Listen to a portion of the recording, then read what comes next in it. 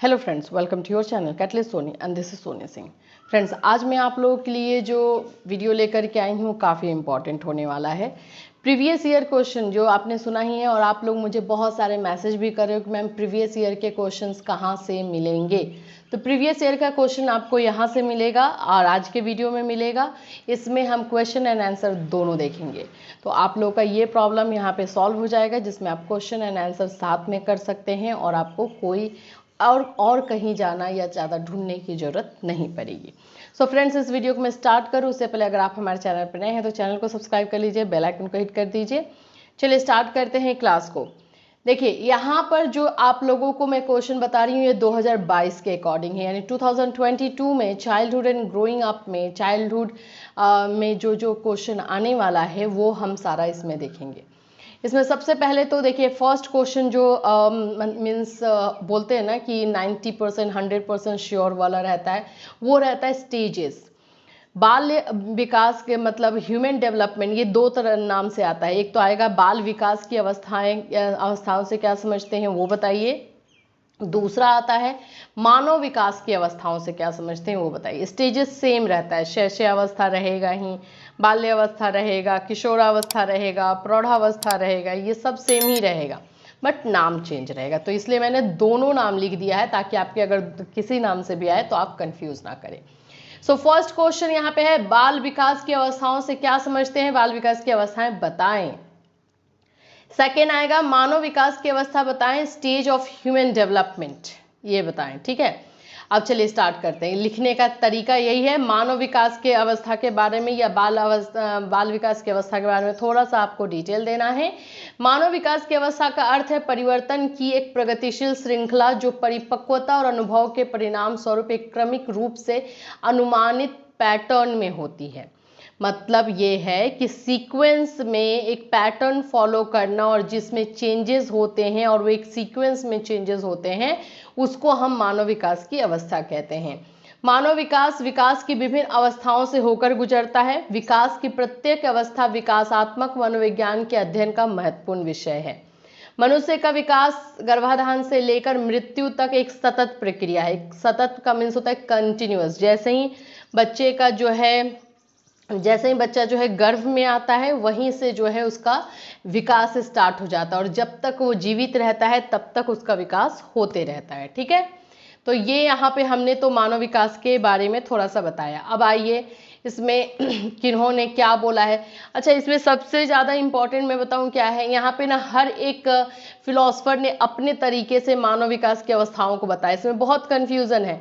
उसके बाद जो सबने बताया है उसका एक कंक्लूजन निकालकर मानव विकास की अवस्थाओं को जो है ले लिया गया है। लेकिन आपको जो करना है, शैले ने क्या बताया, रॉस के अकॉर्डिंग क्या है, कॉलस्निक का क्या है, इससे ऑब्जेक्टिव क्वेश्चन बहुत पूछता है। ज़्यादातर अगर मैं बोलूँ तो कॉलस्निक का पूछता है। कॉलस्निक का पूछेगा कि कितनी अवस्थाएं बताई गई। अब जैसे कॉलस्निक का आप यहाँ पे देख सकते हो इनकी कितनी अवस्थाएं हैं।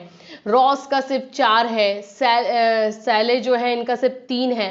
तो इस तरह से हर फिलोसफर ने अपनी अपनी अवस्थाएं बताई हैं। ठीक है, अब ओवरऑल जो इन सभी की अवस्थाओं को देख करके जो अवस्था निकली है जो कि हमें पढ़ना है वो हम देखते हैं 4। ठीक है, कितने? 4।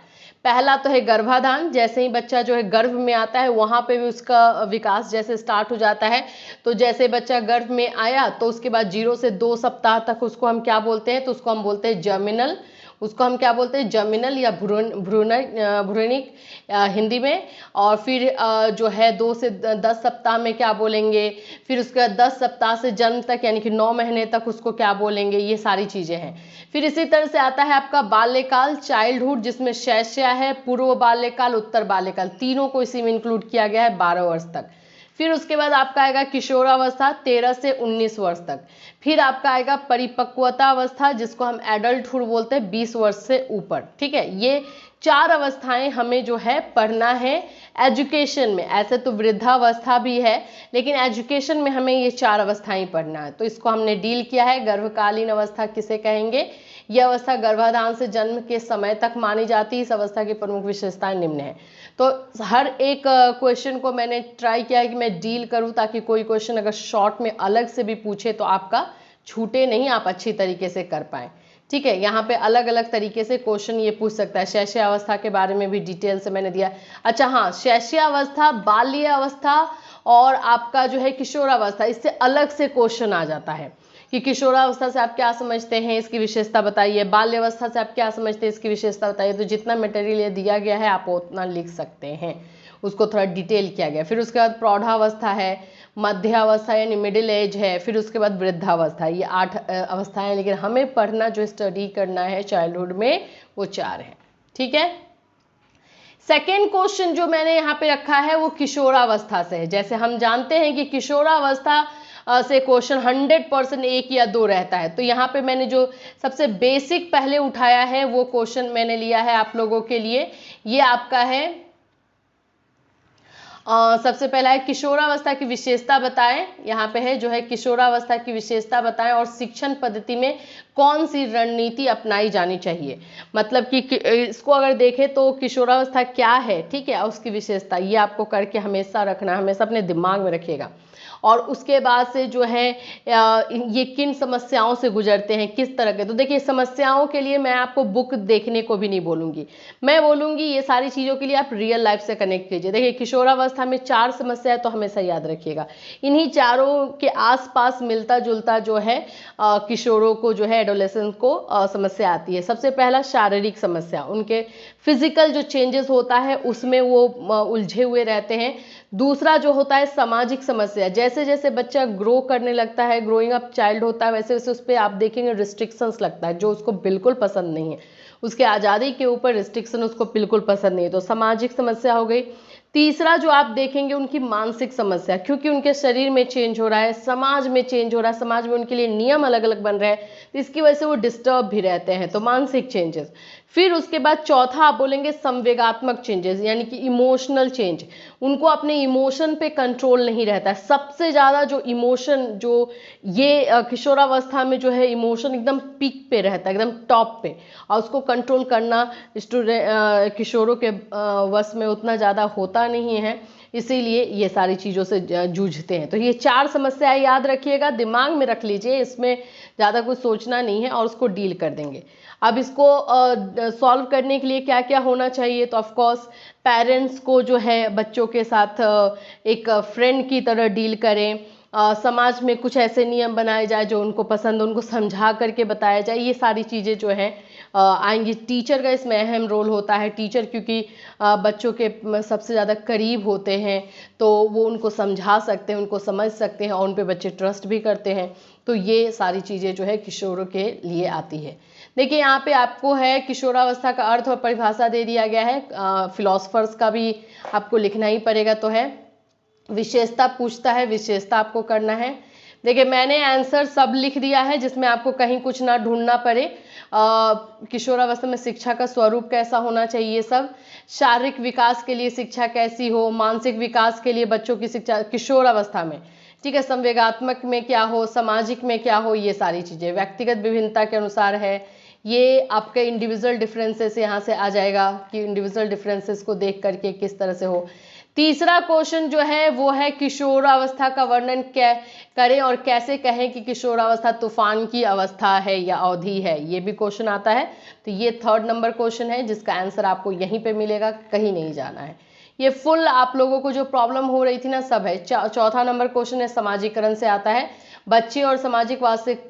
देखिए क्वेश्चन को ट्विस्ट बहुत कर देता है, लेकिन लिखना इसमें समाजीकरण ही है, सोशलाइजेशन है। बच्चे और सामाजिक वास्तविकताओं में समाजीकरण की प्रक्रियाओं का वर्णन करें, समाज में किशोरों के बारे में कई रूढ़ धारणाएं हैं उन पर चर्चा करें। ठीक है, ये हो गया समाजीकरण की विशेषता यहाँ पे दी हुई है अर्थ के साथ। फिर उसके बाद समाजीकरण में कितने अवस्थाएं होती हैं, तो मौखिक स्तर पर होता है। समाजीकरण प्रक्रिया में अभिभावक की भूमिका क्या है, सोशलाइजेशन में पेरेंट्स का क्या रोल हो सकता है, तो ये सारी चीज़ें हैं। ठीक है, समाजीकरण की प्रक्रिया में मित्रों की भूमिका, समाजीकरण की प्रक्रिया में शिक्षक की भूमिका। देखिए एक क्वेश्चन आपका जो है स्टेजेस ऑफ डेवलपमेंट से आ जाएगा, बाल विकास या मानव विकास की अवस्था से 100% रहेगा। दूसरा क्वेश्चन आपका किशोरावस्था से 100% रहेगा, 2 या 3 भी, 2 क्वेश्चन भी हो सकता है इससे। तीसरा क्वेश्चन आपका सोशलाइजेशन से रहेगा। चौथा क्वेश्चन ये पहचान यानी आइडेंटिटी फॉर्मेशन से रहेगा, तो इसको भी ध्यान से देखिएगा। आइडेंटिटी फॉर्मेशन सब में नहीं दिया हुआ है, लेकिन जिनमें दिया है उनमें आने के चांस रहते हैं। आइडेंटिटी फॉर्मेशन में एरिक्सन की थ्योरी आती है। एरिक्सन का सिद्धांत जो है वो आपको लिखने को आ सकता है, तो एरिक्सन का एक सिद्धांत भी करना पड़ेगा आपको, ठीक है। उसके बाद आप ये सब पहचान से रिलेटेड है, सब आपका पहचान पर प्रभाव क्या पड़ता है आइडेंटिटी फॉर्मेशन से। फिर उसके बाद आपका आएगा ग्रोथ एंड डेवलपमेंट, वृद्धि एंड विकास। ये आपको शॉर्ट लॉन्ग सब में पूछने वाला क्वेश्चन है, तो इसको आपको देखना है। सब आपको यहीं पे मिलेगा, कहीं नहीं जाना है, जैसे कि मैंने आपको बताया ही। ये सारे क्वेश्चंस आपको करने हैं, वृद्धि एंड विकास के हो गए, ठीक है। इसके बाद आपको जो नेक्स्ट है आपका पियाजे का संज्ञानात्मक विकास, यानी कि थ्योरी जो करनी है आपका पाइगेट थ्योरी करनी है। पाइगेट थ्योरी को 2-3 तरीके से क्वेश्चन पूछ सकता है। एक तो पूछेगा संज्ञानात्मक विकास क्या है, बौद्धिक विकास क्या है, या फिर पियाजे का संज्ञानात्मक विकास। तो ये क्वेश्चन एक आता है जो इसको आपको करना है। जीन पियाजे के अनुसार संज्ञानात्मक विकास की अवस्थाएं बताएं, ये अलग से कर सकता है, ठीक है।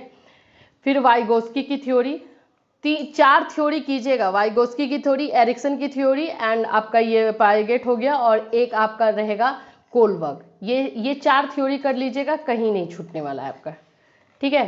कोलबर्ग की थ्योरी मैंने जो आपको बताया वो सारा यहाँ पे लिखा हुआ है।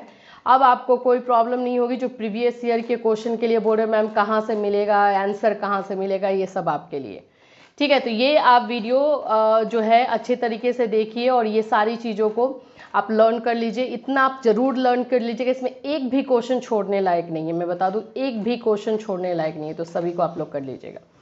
फिर मिलूंगी आपसे, इससे रिलेटेड कोई क्वेरी है, क्वेश्चन है तो आप कर सकते हो। साथ साथ में अगर आपको पेड क्लास परचेज करना है तो आप जो है CCS यूनिवर्सिटी का, Agra university, Awadh university, BEd Bihar university, इन सब का जो है पेड क्लास आप हमसे परचेज कर सकते हो। वो सारा अवेलेबल है, नोट्स अवेलेबल है अगर आपको नोट्स लेना है तो। और इसके साथ साथ सीटेट का क्लास स्टार्ट होने वाला है, तो सीटेट आप करना चाहते हो तो भी जो आपको मोबाइल नंबर दिया गया है आप उस पर कॉल मैसेज कर सकते हो।